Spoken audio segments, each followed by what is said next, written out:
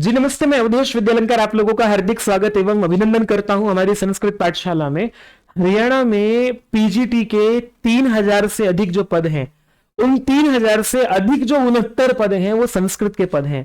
संस्कृत के 69 पदों पर आप लोग आवेदन कौन कर सकता है, एलिजिबिलिटी क्या है, सिलेबस को लेकर के चर्चा करेंगे, एग्जाम पैटर्न कैसा है और उसमें क्या ऐसी बातें हैं जो एक संस्कृत के विद्यार्थी को ध्यान में रखनी चाहिए। एमए को लेकर के, आचार्य को लेकर के क्या नियम है, या फिर जो बीएड है, बीएड में टीचिंग सब्जेक्ट आपका संस्कृत है या नहीं है, उन सब बातों का ध्यान में रखते हुए आप लोगों को जो है वो पूरी जानकारी संस्कृत विषय के लिए मैं आपको देने वाला हूं।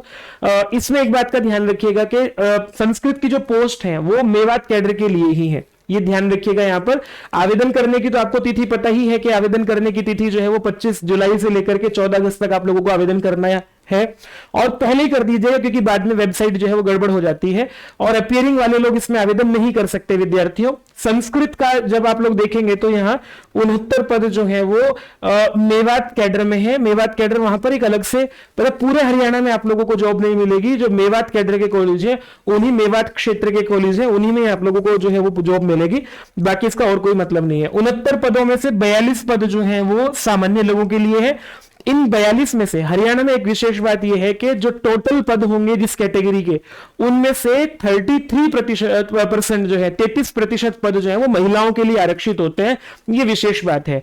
तो मतलब जनरल में अगर 42 पद हैं तो उनमें से 14 पद जो है वो महिलाओं के लिए है। 12 पद जो है वो एससी के हैं तो उसमें से 4 पद महिलाओं के लिए हैं। 6 पद जो है वो आप लोगों को अलग बीसी ए के लिए, बीसी बी के लिए 3 पद हैं, उनमें से फिर महिलाओं का इस तरह से रिजर्वेशन रखा गया है।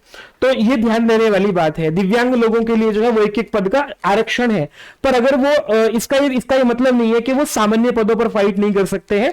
वो अगर अच्छे नंबर लेकर के आते हैं तो बाकी सीट्स पर भी वो अपना फाइट कर सकते हैं। ये बात ध्यान रखने की है यहां से। तो मैं आप लोगों को आगे जानकारी दूं यहां से कि एलिजिबिलिटी को लेकर के जो मन में प्रश्न होगा आप लोगों को, तो आपके पास संस्कृत और हिंदी की तो दिक्कत ही नहीं है। हिंदी संस्कृत आपका एक सब्जेक्ट होना चाहिए 10th में या ऊपर किसी भी हिंदी की, वो तो आपको दिक्कत नहीं है, वो तो आपके पास है ही। एचटेट में एक बात ध्यान रखना, एचटेट में भी ये नियम था कि आप लोगों को आवेदन करने से पहले ये इंश्योर कर लेना चाहिए कि बीएड में संस्कृत एक टीचिंग सब्जेक्ट के रूप में आपके पास रहा हो। अगर नहीं है और आपने एक्सटेट फिर भी जैसे तैसे क्वालिफाई कर लिया है, उसमें कुछ भी ना ध्यान दे करके या गलत जानकारी दे करके, तो आप लोग पीजीटी में ना बाहर हो जाएंगे विद्यार्थियों, ध्यान रखिएगा। संस्कृत जो है वो टीचिंग सब्जेक्ट के रूप में भी आपके पास होना चाहिए, एक बात है। और ये जो एस्टेट लिखा हुआ है इसका ये मतलब नहीं है कि बिहार का एस्टेट आप लोगों का मान्य हो जाएगा या सीटेट मान्य हो जाएगा। ये तो केवल भाषा इस तरह की बनी हुई है क्योंकि हरियाणा में टेट का नाम पहले जो है वो एस्टेट होता था, स्टेट टीचर्स एलिजिबिलिटी टेस्ट होता था, बाद में उसका नाम एस्टेट हो गया और ये इन्होंने हटाया नहीं है। तो और इसके बाद आप लोगों को गुड एकेडमिक रिकॉर्ड कहा गया है। गुड एकेडमिक रिकॉर्ड के लिए वीडियो भी बना दिया है, पर यहां भी आप लोगों को समझा देंगे। और इसके अतिरिक्त आपको जो मिनिमम एलिजिबिलिटी में ये कहा गया है, संस्कृत में अगर आप लोग देखोगे तो मैं दिखाऊं, पोस्ट ग्रेजुएशन आप लोगों का होना चाहिए।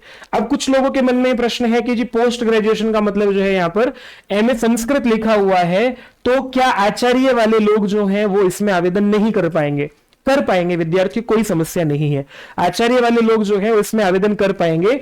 50% अंक, क्योंकि एचटेट में जो है वो आचार्य को मान्यता मिली हुई है, तो उसके आधार पर यहां भी मान्यता है, इसमें कोई परेशानी नहीं है। नहीं तो उस एचटेट कराने का कोई मतलब नहीं है। तो आप लोग इससे कंफ्यूज मत होइएगा, ये हमेशा इक्विवेलेंट डिग्री माना जाता है यहां पर, ठीक है, एमए साइकोलॉजी की तरफ से। तो जो इक्विवेलेंट डिग्री होती है, तो आचार्य एमए के इक्विवेलेंट डिग्री है, ये आपके विश्वविद्यालय ने सर्टिफाइड किया हुआ है आप लोगों को। तो कोई परेशानी होगी तो कमेंट करना, फिर उस पर आप लोगों को स्थायी समाधान कैसे होगा वो भी बताएंगे, ठीक है। एक बात और, मैं एक गूगल फॉर्म डलवाऊंगा नीचे, अगर तैयारी करनी है तो या फिर आप लोगों को पूरी जानकारी चाहिए इसको लेकर के, टेलीग्राम चैनल भी जो अभी डिस्क्रिप्शन में दिया हुआ है उसको ज्वाइन कर लीजिएगा।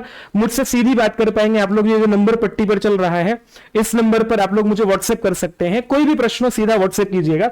तो आप लोगों का एमए है, आचार्य है तो और बीएड उसके साथ आपका है, तो आप लोग इसमें आवेदन कर पाओगे।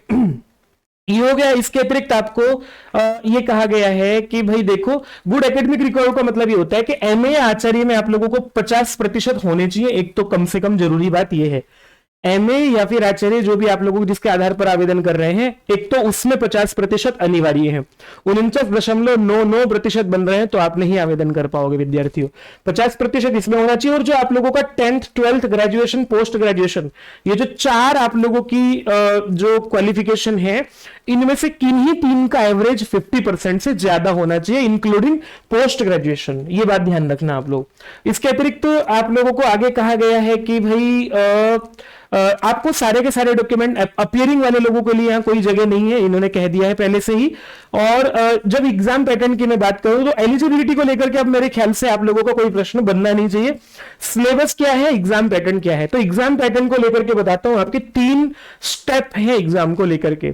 पहला स्टेप यह है कि आपका एक स्क्रीनिंग टेस्ट होगा जो कि 100 नंबर का होगा। वो 2 घंटे का पेपर होगा, 100 प्रश्न का। यूजीसी नेट का सिलेबस दिया है भाई विद्यार्थियों, तो यूजीसी नेट के सिलेबस में से आप लोगों को वही यूजीसी नेट वाली ही तैयारी करनी पड़ेगी प्रॉपर। मेरे साथ तैयारी करनी है तो मुझे बताना कमेंट करके।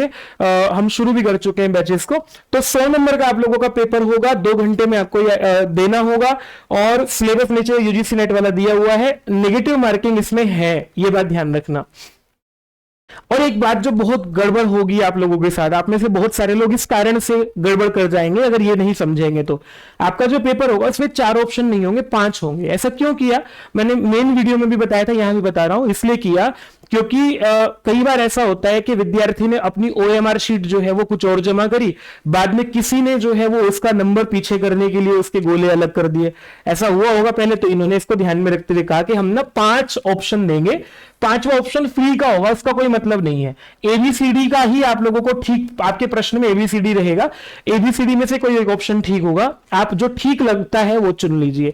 अगर आपको उत्तर नहीं पता, क्योंकि नेगेटिव मार्किंग है, तो जबरदस्ती तो हर एक आंसर तो नहीं करोगे आप लोग, फिर उसके लिए ई का गोला मार्क कर दीजिएगा। मतलब आप लोगों को एबीसीडी में से कोई नहीं भरना। ई का मतलब यह है कि भाई मैंने इस प्रश्न को छोड़ दिया है, ये बात आप लोगों को ध्यान रखनी है।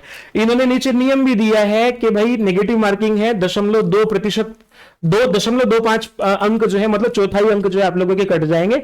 और इन्होंने यह भी कहा है कि अगर कोई व्यक्ति जो है 10 से ज्यादा प्रश्न छोड़ देता है, 10 से ज्यादा प्रश्न एबीसीडी ई कुछ भी मार्क नहीं करता है, तो भाई उसको जो है वो डिस्क्वालीफाई मान लिया जाएगा। ये बात बहुत महत्वपूर्ण है, ध्यान देने की है ये वाली बात, ठीक है। और यहां जो है वो गलत आंसर के लिए चौथाई अंक काट लिया जाएगा, ये बात ध्यान में रखिएगा। और फिर भी एक बात और, अगर आप सारे, मान लिया आप लोगों ने 10 से ज्यादा छोड़ दिए तो फिर तो डिस्क्वालीफाई हो ही गए। पर अगर आपने कोई पेपर में जो है कोई प्रश्न एबीसीडी में से कुछ भी नहीं भरा, तो उसका आप लोगों को जो है वो 0.25 अंक उसके कट जाएंगे, चौथाई अंक उसके कट जाएंगे खाली छोड़ने पर, ठीक है। ये वो आप लोगों को। और संस्कृत का पेपर संस्कृत में आएगा, ये बात ध्यान रखने की, तो सबको पता ही है सामान्य रूप से जो है 4 गुना अभ्यर्थी जो है वो स्क्रीनिंग टेस्ट आपका होगा, उसके मेरिट लगाई जाएगी। 69 पद हैं, तो इसमें से जो है वो 276 पदों पर 276 लोगों को बुलाया जाएगा मेन सब्जेक्टिव टेस्ट के लिए। सब्जेक्टिव टेस्ट जो होगा आप लोगों का वो रिटन टेस्ट होगा। जैसे आप लोग एमए में, आचार्य में अपने पेपर लिखते होंगे, एक प्रश्न रहता है, उसका डिस्क्रिप्टिव आंसर लिखना होता है। मैं आपको बता देता हूं कि यहां 18 प्रश्नों का पेपर आएगा आपके सामने, 10-10 प्रश्न का 10-10 अंकों का एक प्रश्न होगा, और 18 में से आप लोगों को कोई 15 प्रश्न करने होंगे। इस तरह से 150 नंबर का आप लोगों का 3 घंटे का पेपर होगा, जिसमें 15 प्रश्न आप लोगों को करने होंगे। प्रीवियस ईयर पेपर उपलब्ध नहीं है क्योंकि ये पहली बार हो रहा है। इससे पहले 2023 में वैकेंसी आई थी, पर उसमें संस्कृत नहीं था, ठीक है। और उससे पहले जो 2015 की वैकेंसी निकली थी उसमें ये सेकंड पेपर नहीं था, सब्जेक्टिव पेपर नहीं था। तो ये नया होगा। कैसे प्रश्न बनेंगे, क्यों कैसे तैयारी होगी, वो आप लोगों को बताएंगे। कैसे लिखना है उसकी आप लोग निश्चिंत रहो, उस पर सब बताएंगे आप लोगों को। तो यहां ये हुआ। अब आते हैं सीधा सीधा सिलेबस को लेकर के। संस्कृत में आप लोगों को इसका आंसर लिखना होगा, इन्होंने ये बात कही भी है यहां पर। और फिर आपका इंटरव्यू होगा। जो ये सब्जेक्टिव पेपर होगा, इसके नंबर आप लोगों को 87.5% अंक इसके जोड़े जाएंगे। जो 150 नंबर आप लोगों के हैं, उनमें से जितने भी अंक आप प्राप्त करते हो उसका 87% जोड़ा जाएगा। और इधर जो है वो 12.5% वेटेज जो है वो इसका रहेगा इंटरव्यू का। ये आप लोगों का हुआ है बात। यहां पर इंटरव्यू का मतलब बहुत ज्यादा रोल नहीं है, तो अगर आप लोग अच्छा रिटर्न करके आते हो तो आपका चयन लगभग तय है। और वैसे भी ये जो पैमाने हैं यहाँ पर उन पैमानों के आधार पर संस्कृत के बहुत ज्यादा कैंडिडेट नहीं भी मिलेंगे, आप लोगों को बता रहा हूं। जिसने अच्छे से तैयारी की, पहले पेपर 1, फिर आप लोगों का सब्जेक्टिव, मतलब पहले जो है आप लोगों का स्क्रीनिंग टेस्ट, फिर सब्जेक्टिव अच्छे से कर लिया। स्क्रीनिंग टेस्ट के नंबर नहीं जोड़ेंगे, मेरिट केवल जो है वो आप लोगों का सब्जेक्टिव और इंटरव्यू के आधार पर बनेगी। स्क्रीनिंग टेस्ट केवल ये निकालने के लिए है कि भाई कितने अभ्यर्थी जो है वो उनमें से 4 गुना छांटने के लिए स्क्रीनिंग टेस्ट है।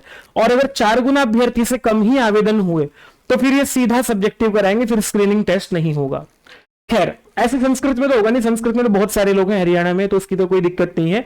तो ये पूरी की पूरी जानकारी हो गई है भाई। एलिजिबिलिटी में आप लोगों को जो हरियाणा के शेड्यूल कास्ट है उनको 5 साल का अच्छा आयु जो है ऊपर 18 से लेकर के 42 वर्ष के बीच में आप लोगों की आयु होनी चाहिए 14/8/2024 से पहले। अगर कोई 42 वर्ष का हो गया है फिर वो आवेदन नहीं कर पाएगा। तो और आगे की बात करूं मैं, अगर आप लोगों को यहां से 52 वर्ष से अधिक आवेदन नहीं कर पाएंगे। कोई व्यक्ति हरियाणा में पीजीटी पढ़ा रहा है तो उसको जितने वर्ष उसने पढ़ाया है ना, उसको जितने वर्ष पढ़ाया, 1 साल पढ़ाया तो 1 वर्ष का रिलैक्सेशन मिल जाएगा, 4 साल पढ़ाया तो 4 साल का रिलैक्सेशन मिल जाएगा एज में, मतलब 42/4/46 तक पढ़ा पाएगा वो। ये रिजर्वेशन की बात हो गई है यहां से। तो मेरी ओर से तो जानकारी आपको एलिजिबिलिटी, एग्जाम पैटर्न सब कुछ हो गया है। सिलेबस के बारे में आपको आवेदन करने का शुल्क 1000 रुपए है जो हरियाणा के मेल कैंडिडेट्स हैं या बाहर के जनरल कैंडिडेट्स हैं उनके लिए। और जो हरियाणा की महिलाओं के लिए, हरियाणा या फिर बाहर से कहीं से भी आवेदन करें 250 रुपए है। जो रिजर्व कैटेगरी के लोग हैं उनके लिए भी 250 रुपए रखा गया है। ये सामान्य जानकारी है ये वाली। डॉक्यूमेंट्स में आप लोगों को जो अपलोड करना है उसके लिए वीडियो मैंने अलग से बना दी है, यहां उस पर क्या विस्तार करना है वो आप लोग वीडियो देख लीजिएगा जाकर के।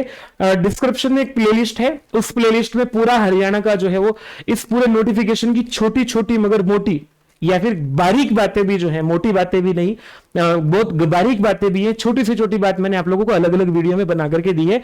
सारे प्रश्न आप लोगों के जो है वो कंसिडर करे हैं।